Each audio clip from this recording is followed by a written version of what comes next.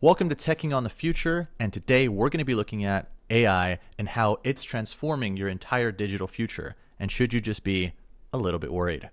Let's get into it.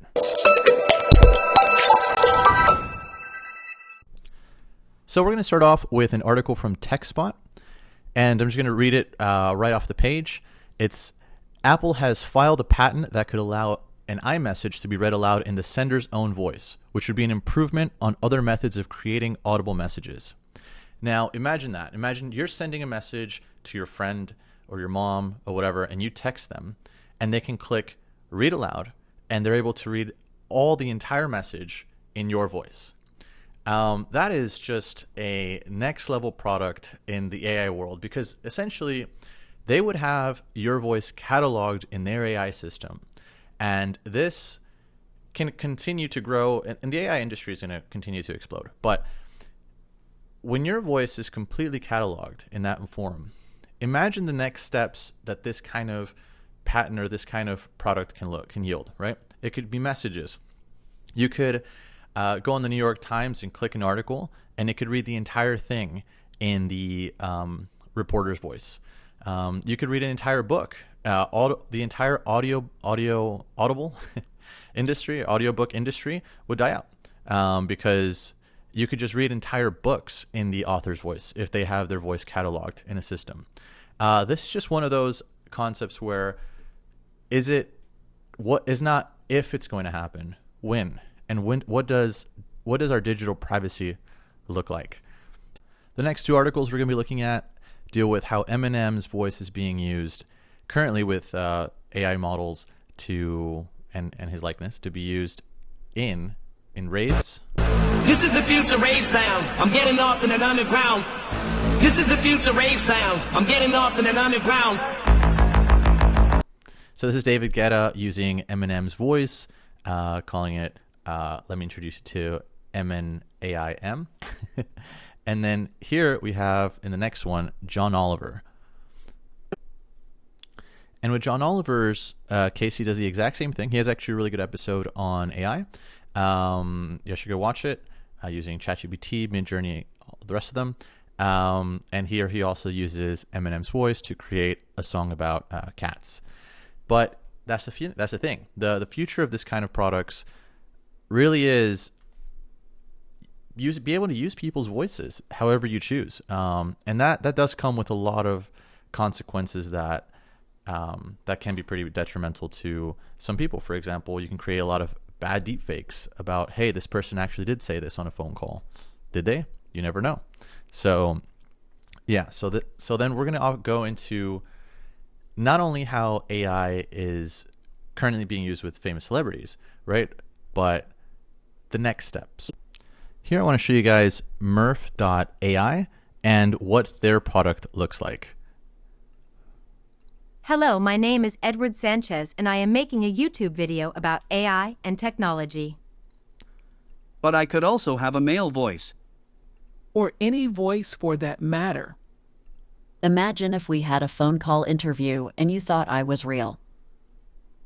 This is the future of a lot of these products, right? This used to be limited only to kind of the big three, right? Where you had Google with their assistant, Apple with Siri, and then Amazon's Echo division with their, don't want to say it.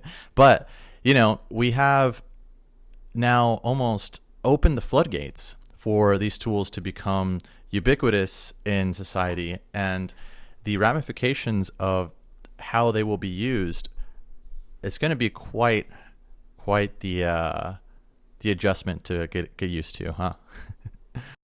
Now for this last one, I'm going to show you guys the entire clip. It's a TikTok, so it's not too long, but it is, in my opinion, the best case of what a almost dystopian kind of future looks like.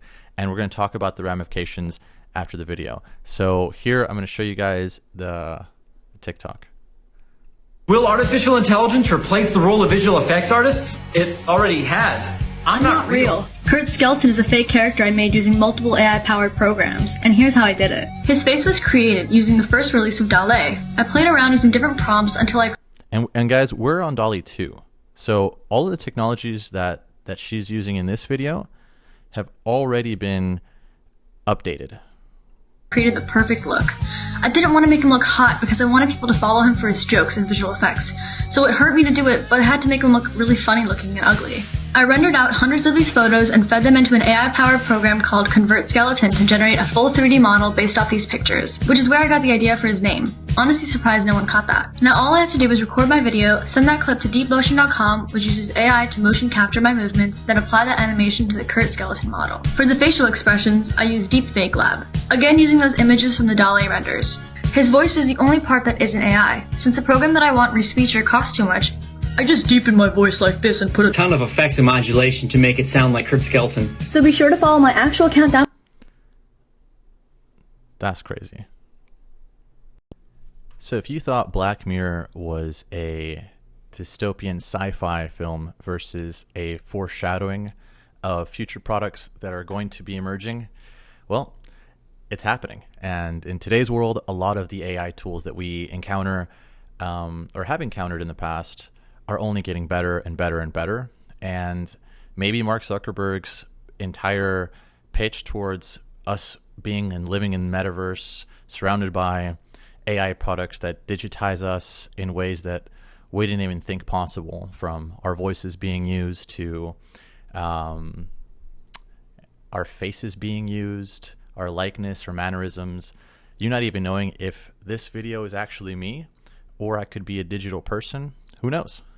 But that's just kind of what the future holds, and we're going to have to maneuver a way to create safeguards around it. Hopefully we don't get too deep faked. We don't get too many of our friends calling us for favors about asking us to Zelle this number or whatever, you know, and it being their voice, but it's not really them. You know, anything can happen. So I would just say that the future's coming. Watch out, and just, I guess, make sure that when you're looking at videos or when you're thinking about, hey, you know, this does look a little funky, it could be a fake person. Not always the case, but it might be more prevalent in the future.